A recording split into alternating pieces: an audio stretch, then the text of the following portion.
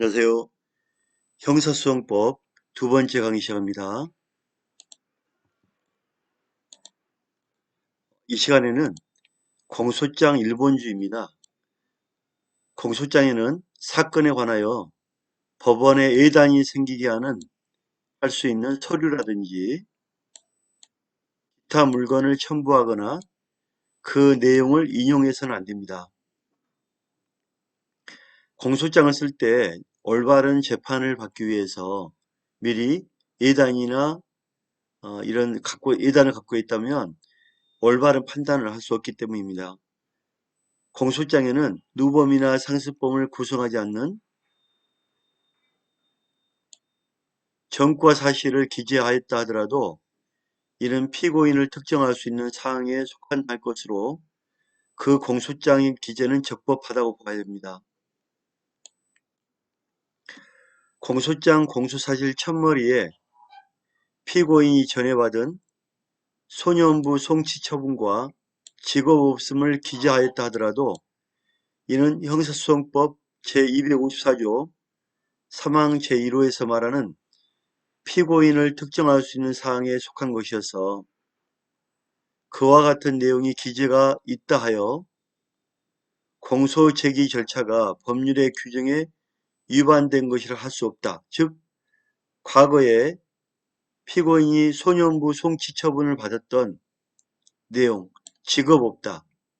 이 내용을 기재하였다 하더라도 예단을 심어주는 그러한 부분은 아니라고 보는 겁니다. 또 헌법상의 형사 피고인에 대한 무죄 추정 조항이나 평등 조항에 위배된 것도 아니다라고 보고 있습니다.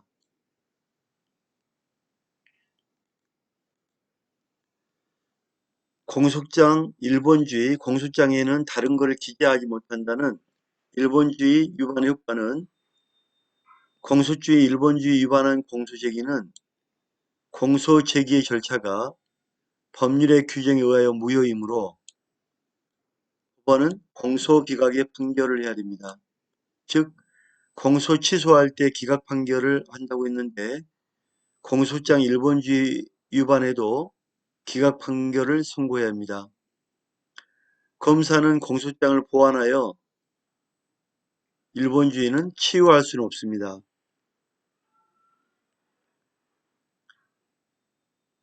공소장 일본주의 위배는 공소사실로 기재된 범죄 유형과 내용 등에 비춰볼 때 공소장에 첨부 또는 인용된 서류, 기타 물건의 내용, 법령이 요구하는 사항 이외에 공소장에 기재된 사실이 법관 또는 배심원에게 이러한 예단을 생기게 하여 법관, 배심원이 범죄 사실의 실체를 파악하는 데 장애가 될 수 있는지 여부를 기준으로 사건에서 구체적으로 판단해야 합니다. 그러나 공소장 기재의 방식에 관하여 피고인 측으로부터 아무런 이의 제기가 되지 아니하였고 법원 역시 범죄 사실의 실체를 파악하는 데 지장이 없다고 판단하여 그대로 공판 절차를 진행한 결과 증거 조사 절차가 마무리되어 법관의 심증 형성이 이루어진 단계에서 더 이상 공소장 일본주의 위배를 주장하여 이미 진행된 소송 절차의 효력을 다툴 수는 없다고 본 겁니다.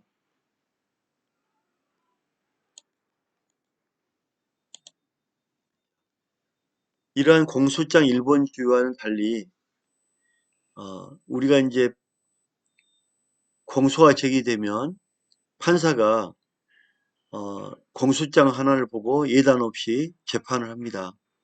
그러나 법원에서 공소장 일본주의가 가능한 것은 검사가 있고 피고가 있고 변호가 있기 때문에 서로 증거를 제출하고 반대 신문을 하고 주신문과 반대 신문을 하며 다투기 때문입니다. 그러나 이러한 절차가 없는 직결 심판이나 약식 명령에는 한 번에 이런 서류와 증거를 내야 됩니다. 그래서 예외가 있죠. 직결심판과 약식명령은 예외가 있습니다. 특히 직결심판은 이런 경우입니다. 경범죄로 길가에서 음주 방과 소변, 소란을 피울 경우 경범 직결심판 처리하죠. 이러한 직결심판 처리하면 소액심판 청구 법원에서 경찰관과 직결심판 위반자를 부릅니다. 그래서 그 내용을 보고 직결심판 처분합니다.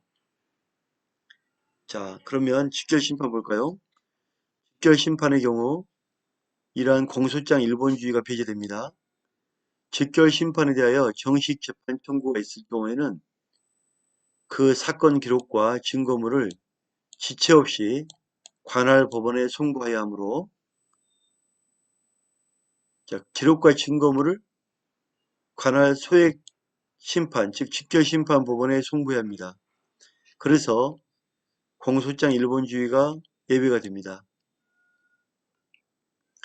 검사가 약식명령을 청구할 때에는 공소 제기와 수사 기록과 증거물 역시 제출하기 때문에 공소장 일본주의가 적용되지 않습니다. 직결심판이나 약식명령 예외라고 그랬죠? 형사소송 규칙 110조 약식 절차가 수면심리에 의한 재판이어서 공소장 일본주의 예외를 인정한 검사가 약식명령을 청구한 때는 약식명령의 청구와 동시에 약식명령 하는데 필요한 증거 서류, 증거물을 법원에 제출하여야 하는 바, 약식명령의 청구와 동시에 증거 서류 및 증거물이 법원에 제출되었다 하여 공소장 일본주의에 위반하였다 할 수 없고, 그 후 약식명령에 대한 약식명령을 했을 때 억울하면 정식 재판 청구를 제기할 수 있죠. 그렇죠? 상대방에서 직결심판도 마찬가지입니다. 법원이 증거 서류, 증거물을 검사에게 반환하지 않고 보관하고 있다고 하여 이전에 적법하게 제기된 공소 제기 절차가 위법하게 된다고도 할 수 없습니다.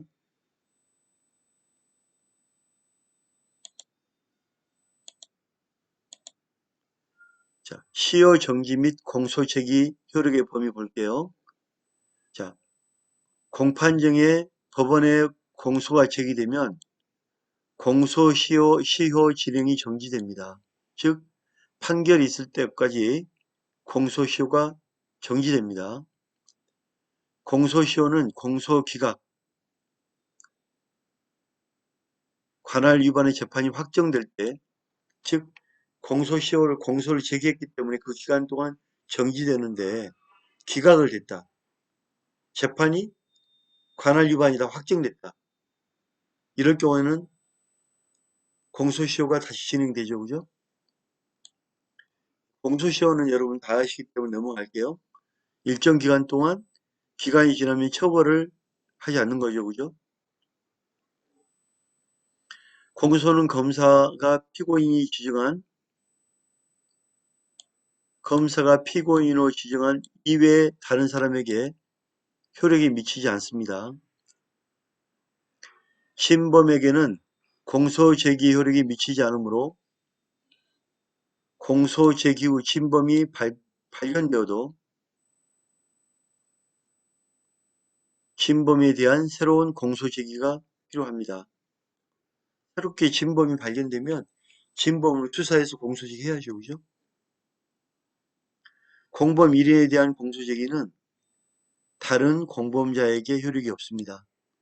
다만 공소시효 정지 효력은 다른 공범자에게 미칩니다. 범죄 사실 일부에 대한 공소는 그 효력이 범죄 사실 전부에 미치는데 이를 사실에 대한 공소 불가분의 원칙이라 합니다. 범죄 사실 일부에 대한 공소는 효력이 범죄 사실 전부에 미친다. 이를 공소 불가분의 원칙이라 합니다.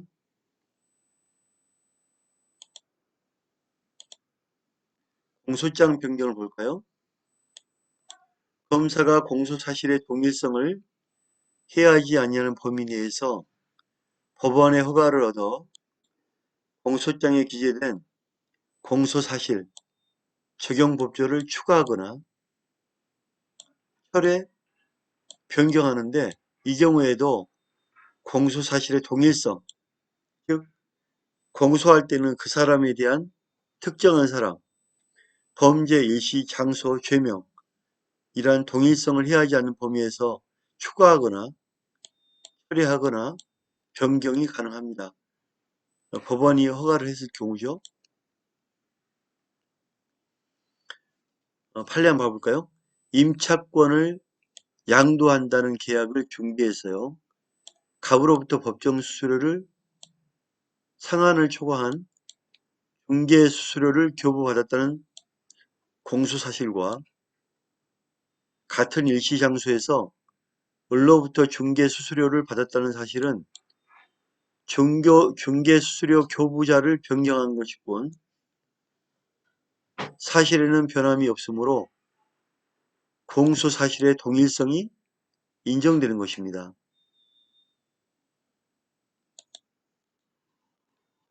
여기서 법원의 허가가 반드시 있어야 된다고 그랬죠?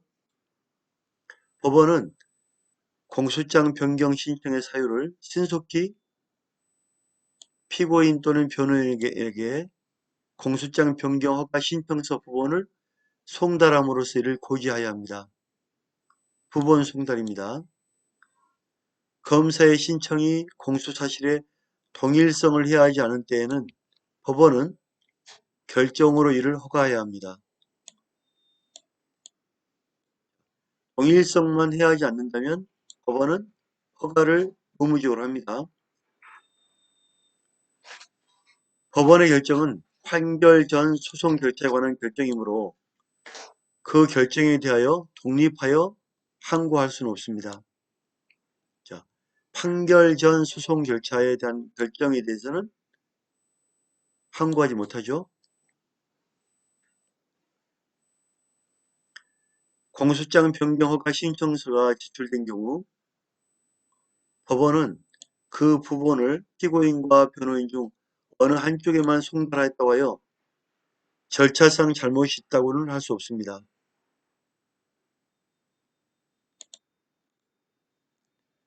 공소사실의 동일성이 인정되지 않는 등의 사유로 공소장 변경 허가 결정에 위법 사유가 있는 경우에는 공소장 변경 허가란 법원이 스스로 이를 취소할 수도 있습니다. 판결 전 소송 절차에 관한 결정에 대하여 특히 즉시 항고할 수 있는 경우 외에는 항고를 하지 못하는 것인 바 소송 사실 또는 적용 법조의 추가, 철회, 변경의 허가 결정은 판결 전의 소송 절차에 관한 결정이라 할 것이므로 그 결정을 함에 있어서 저지른 위법이 판결에 영향을 미친 경우에 하나요. 그 판결에 대하여 상소를 하여 다툼으로써 불복하는 것 외에는 당사자가 이에 대하여 독립하여 상소할 수 없습니다. 자, 결정함에 대해서 위법 사유가 있다. 위법 사유가 있다면 위법이 판결에 영향을 미쳤단 말이에요. 이런 경우에는 판결에 대하여 상소를 하여 상소는 법률심이잖아요. 그죠? 불복하는 것 외에는 독립하여서 여기에 대해서 상소할 수는 없다.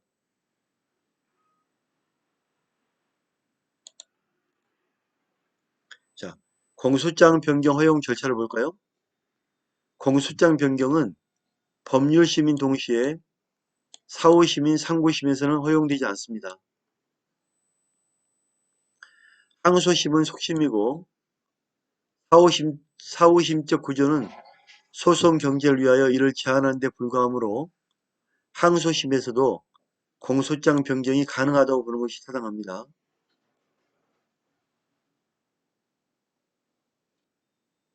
자, 항소심에도 동일성만 있다면 공소장 변경이 가능하다.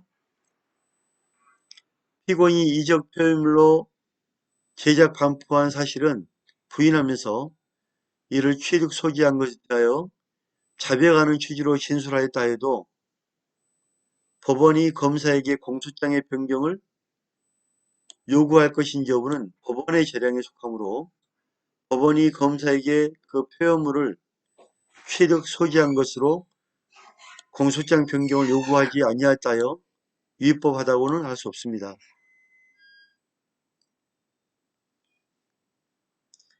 피고인의 방어권 행사에 실질적인 불이익을 초래할 염려가 없는 경우에는 공소사실과 기본적 사실이 동일한 범위 내에서 법원이 공소장 변경 절차를 거치지 아니하고 다르게 인정하였다 할지라도 불고불리 원칙에 위반되지는 않습니다.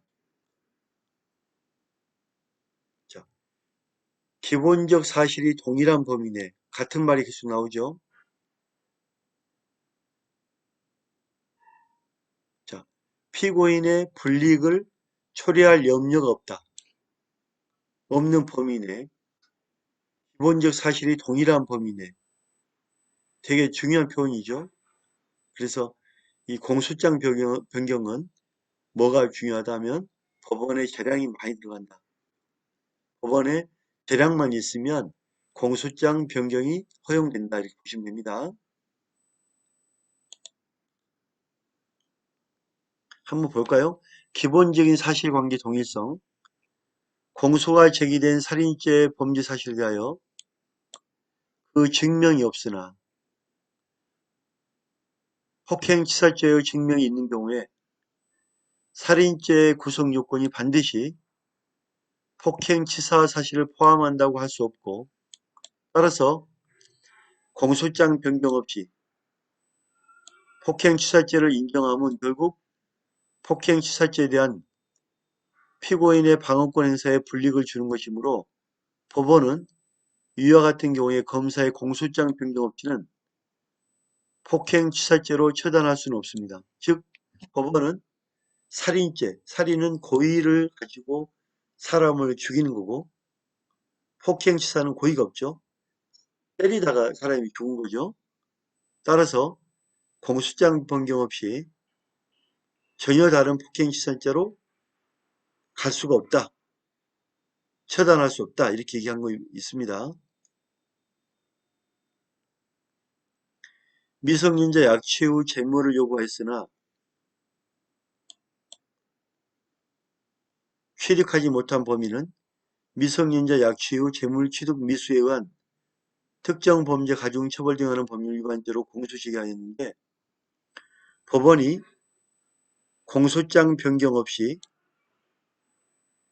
미성년자 약취 후 재물 요구 기수 처음에 미성년자 약취 후 재물 취득 미수에 의한 위반죄로 공소시효했으나 공소시효 없이 요구 기수와 같은 법 위반죄로 인정하여 미수 감경을 배제하는 것은 피고인의 방어권 행사에 불이익을 초래했다면 된다? 안 됩니다. 미수인데 공소장 변경 없이 기수로 해서 불이익을 초래했다면 이 부분은 잘못된 변경사항이다. 이렇게 보는 거죠.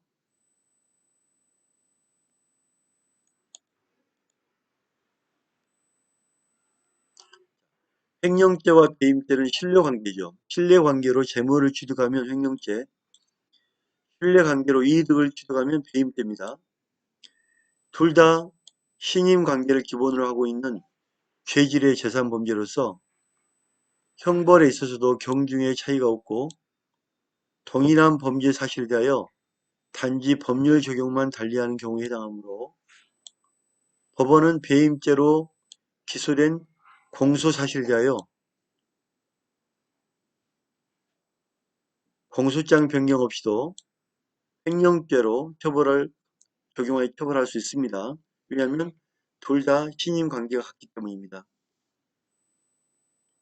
자, 강간치상죄로 공소가 제기되었다 하더라도 준강제추행죄는 강간치상죄의 공소사실과 동일성이 인정되죠.